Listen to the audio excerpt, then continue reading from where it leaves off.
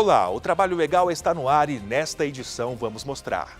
Após serem empossados no mês passado, os 32 procuradores do trabalho estão sendo preparados com aulas práticas e teóricas para desempenharem o ofício. Tragédia em Mariana. O maior desastre ambiental da história completou um ano.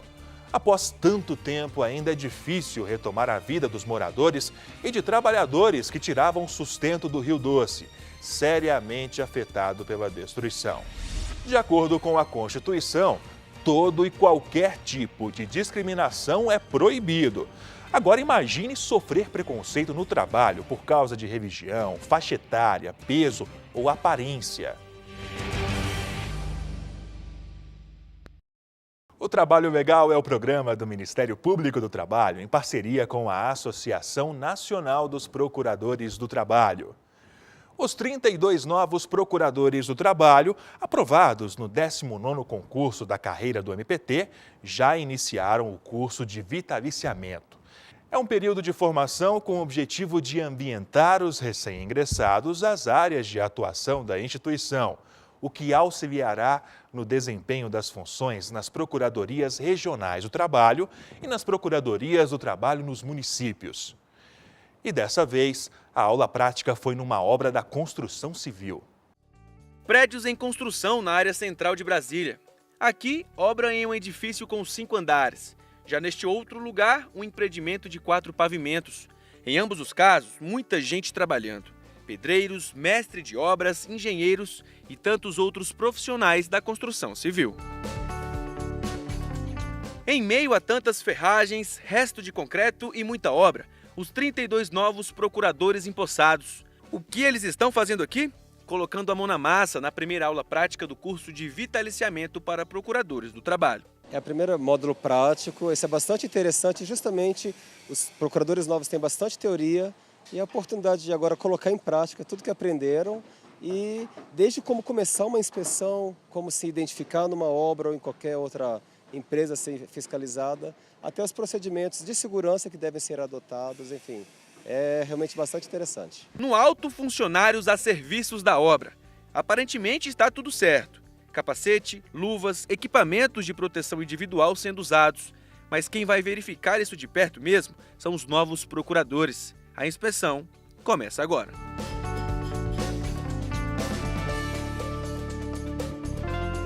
Procurador, o que precisa ser observado por aqui? Quando fiscalizamos obra, 3 fatores são os mais importantes e que causam os acidentes, inclusive fatais.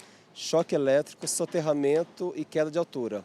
Então nós vamos ver a questão de equipamentos de proteção individual, a proteção contra quedas, seja cinto de paraquedista dos trabalhadores, seja as proteções coletivas que evitam a queda de materiais e pessoas. Soterramento a obra já não tem, porque já está em fase avançada, elevada.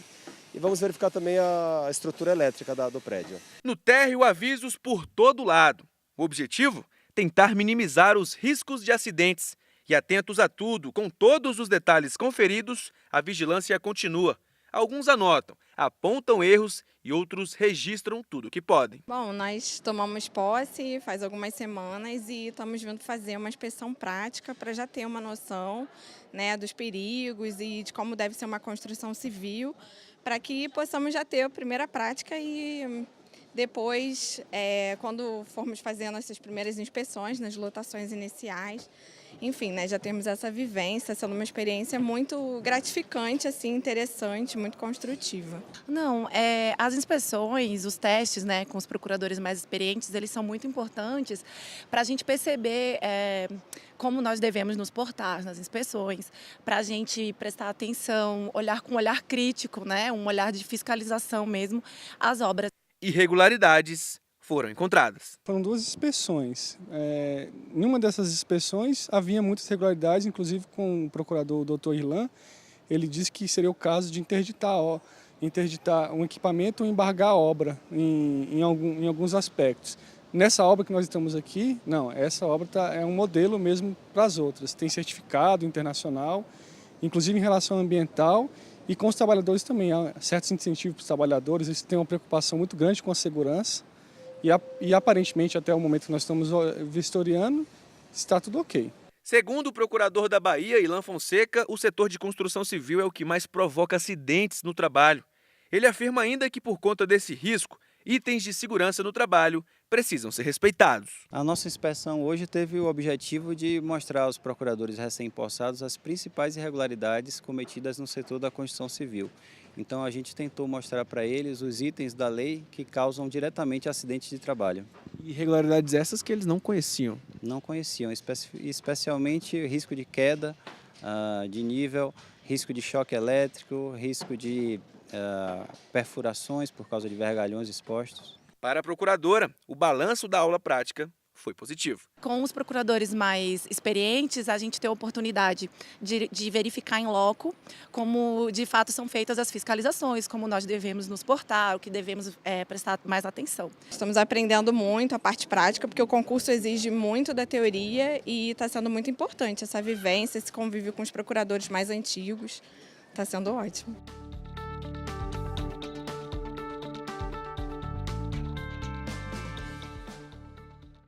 O Procurador-Geral do Trabalho, Ronaldo Fleury, destacou a atuação do Ministério Público do Trabalho a favor da sociedade durante a mesa de abertura do 17º Seminário Internacional Ética na Gestão. O Procurador-Geral do Trabalho, Ronaldo Fleury, participou do Seminário Internacional de Ética Pública, realizado pela Comissão de Ética Pública da Presidência da República. Entre os assuntos, temas relacionados à democracia e direitos humanos. Como convidado da mesa, Fleury destacou a atuação do Ministério Público do Trabalho em benefício da sociedade. Disse ainda que, além do Ministério Público do Trabalho, outros órgãos públicos devem se concentrar em ações que beneficiem a população. A relação entre a ética e o trabalho traz para a gente o conceito que qualquer trabalho, não é só o trabalho público, qualquer trabalho ele se realiza não na própria pessoa do trabalhador, mas em todos aqueles que recebem o trabalho. Um trabalhador que trabalha na limpeza pública, a realização do trabalho não é o ato de varrer as ruas, mas a consequência de ter as ruas, as calçadas limpas para que toda a sociedade possa do espaço público usufruir. E assim também deve ser com o servidor público. O nosso trabalho, Ministério Público, magistrados, todos aqueles envolvidos no Poder Executivo, todos aqueles envolvidos no setor público, o nosso trabalho não pode se realizar em nós mesmos. Fiz o meu dever. Não. Como o meu dever refletiu na sociedade, que é quem paga o nosso salário. A nossa realização está na sociedade. Entre uma fala e outra, o presidente da Comissão de Ética Pública, Mauro de Azevedo Menezes, agradeceu a contribuição do MPT e a parceria entre os órgãos federais. Ressaltou a importância do MPT na defesa da ética na administração pública e no combate à corrupção. Participaram do evento membros da Advocacia Geral da União e do Tribunal Superior do Trabalho e integrantes do Ministério da Transparência, Controle e Fiscalização. Depois do intervalo, a maior tragédia ambiental da história do Brasil completou 1 ano no mês passado. Fique sabendo o que o MPT tem feito para assegurar os direitos dos trabalhadores atingidos pelo desastre de Mariana, em Minas Gerais. Voltamos já.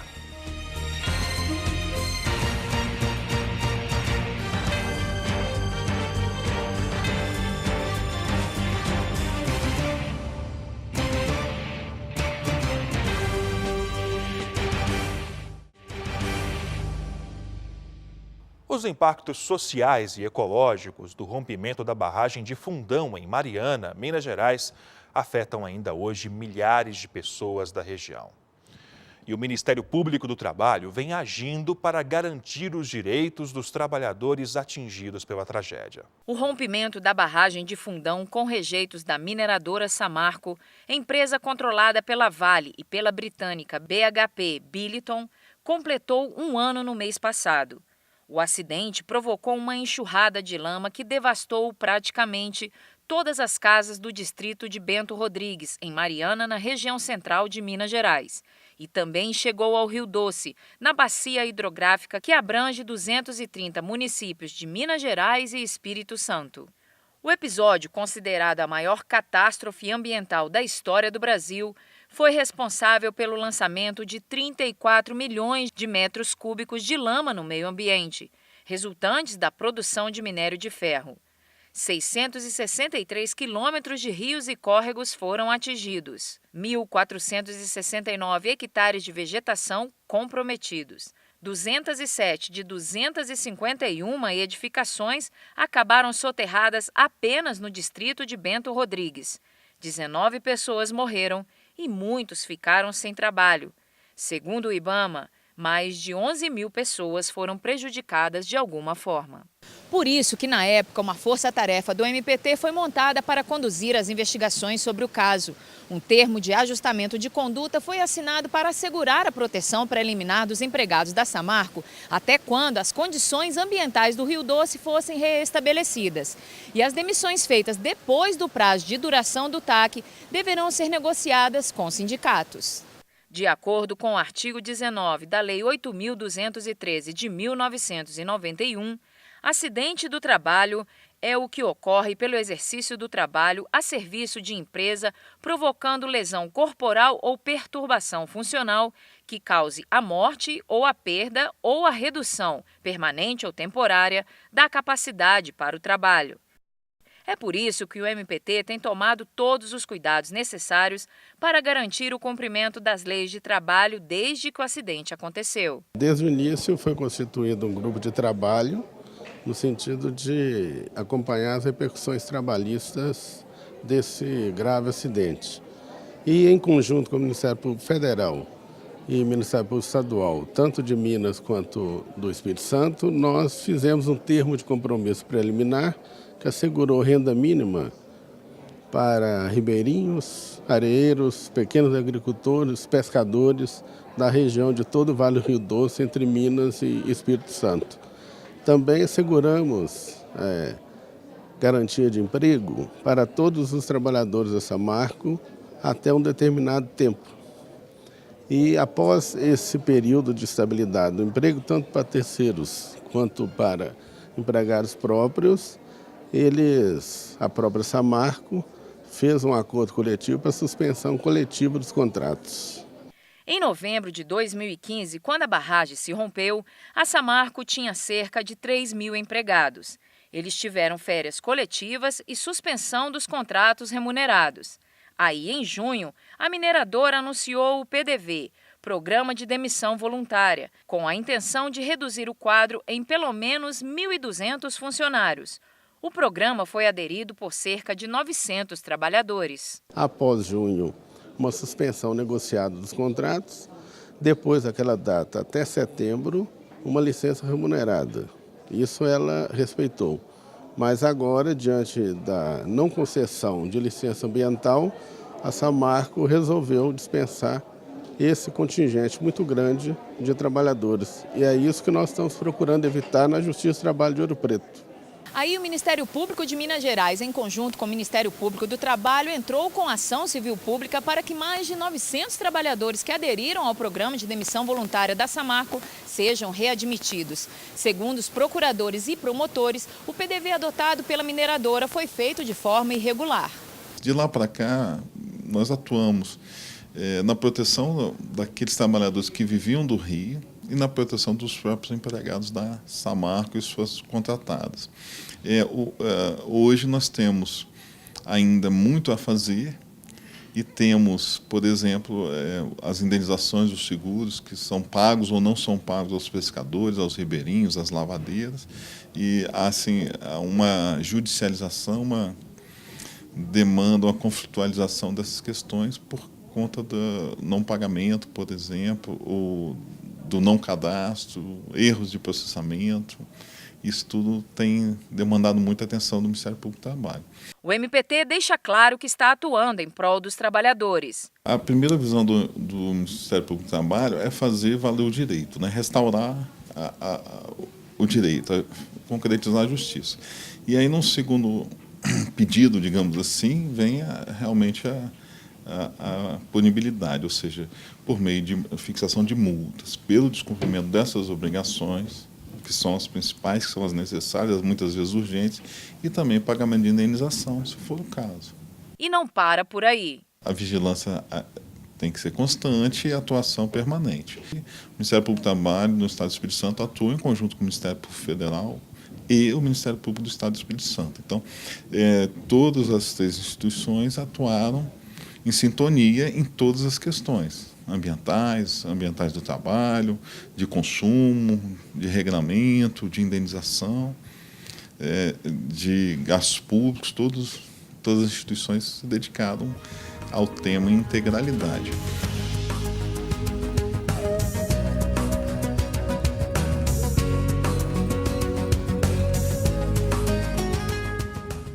E você vai ver no próximo bloco. Discriminação no trabalho, uma violação dos direitos humanos, acarreta desperdício de talentos e prejudica a produtividade e o crescimento econômico.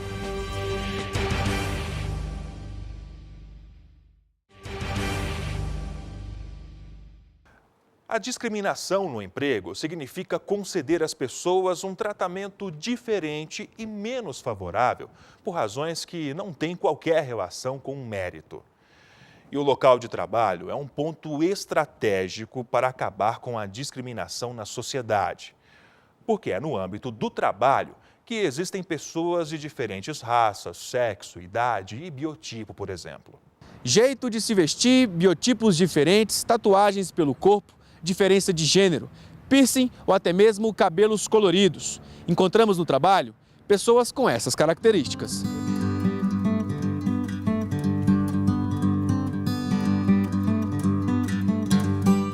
Por não se encaixarem no padrão ditado pela sociedade, alguns sofrem discriminação no trabalho por conta da aparência. Mas antes da gente começar essa matéria, é necessário entender o que significa discriminação no trabalho. Segundo a Organização Internacional do Trabalho, discriminação inclui toda distinção, exclusão ou preferência, com base em raça, cor, sexo, religião, opinião política, nacionalidade ou origem social, que tem o efeito de anular ou reduzir a igualdade de oportunidade, ou de tratamento em emprego ou ocupação, ou seja, conceder às pessoas um tratamento diferente e menos favorável por razões que não têm qualquer relação com o emprego. É importante destacar que a Constituição proíbe qualquer discriminação em relação à contratação, em relação a sexo, idade, estado civil, etc. Qualquer prática que diferencie um trabalhador de outro já caracteriza essa prática proibida. De acordo com o artigo 7º, inciso 30, a Constituição Federal proíbe a diferença de salários, de exercício de funções e de critérios de admissão. Algumas empresas adotam determinados padrões, como uniformes, para cabelo preso ou solto, etc. Esse tipo de procedimento, ele é legal e não tem problema nenhum. O que nós teríamos como discriminação seria o patrão que arbitrariamente obrigue por exemplo, um funcionário que tenha cabelos crespos ou algo do tipo, a alisar esse cabelo. Esse tipo de conduta, aí sim, ela é considerada proibida. Mesmo com tantos crimes relacionados à discriminação no trabalho, ainda tem empregadores que insistem em ir contra as leis. Esta mulher, que não quis gravar a entrevista, mas aceitou conversar com a gente, foi vítima de discriminação na empresa que trabalhava, em Brasília. Por morar na cidade estrutural, cidade satélite da capital federal, a mulher sofria com brincadeiras de mau gosto e piadas sobre a classe social que se encontrava. Ela nos contou ainda que chegavam a chamá-la de pé sujo, já que a região onde ela mora não tem asfalto. A vítima sofria também discriminação por nascer no Maranhão e ter o sotaque do local. Segundo ela, até jogar urina na camisa como forma de desrespeito. A mulher pediu demissão. Sobre o crime, a delegada Gláucia Cristina da Silva afirma. É crime, né? Nós temos a pessoa é discriminada por quê? A condição física dela, por ser uma pessoa com deficiência, por ser idosa, ou uma pessoa que tem determinada religião, que o colega já não concorda, né? Então a gente está muito no nível da intolerância, né? A discriminação também tem a ver com a intolerância das pessoas. Um não tolera a diferença do outro. E Gláucia ainda destacou. À medida que eu por exemplo, deixo de dar emprego a uma pessoa, deixo de selecioná-la em virtude da cor da pele, eu estou praticando um crime de racismo, que é uma discriminação. Também em virtude da pessoa idosa, deixo de deixar que ela exerça algum direito, ou a pessoa com deficiência, eu estou discriminando. Ou porque a orientação sexual dela não é aquela que eu concordo, eu aceito, eu vou demiti-la porque uma determinada pessoa é homossexual. O que tem a ver a escolha a orientação sexual dela com a função que ela desempenha? Então, qualquer coisa que eu impeça que alguém faça, de uma certa forma, eu tiro ela da mesma condição do que a outra, eu estou discriminando. Se é assim, o MPT está de olho em situações desse tipo. Em Patos de Minas, o Ministério Público do Trabalho atuou no caso de um porteiro discriminado por aparência. Na ocasião, o trabalhador teria sido demitido de função terceirizada que exercia na Universidade Federal de Uberlândia por ter cavanhaque. A dispensa teria ocorrido após a chefia exigir que o trabalhador retirasse a barba como condição de permanecer no emprego. O rapaz trabalhava na biblioteca da instituição. A sentença da Vara do Trabalho de Patos de Minas determinou o pagamento de indenização de R$ 3.000, mas o TRT do Estado aumentou o valor para R$ 6.000 após o pedido de recurso.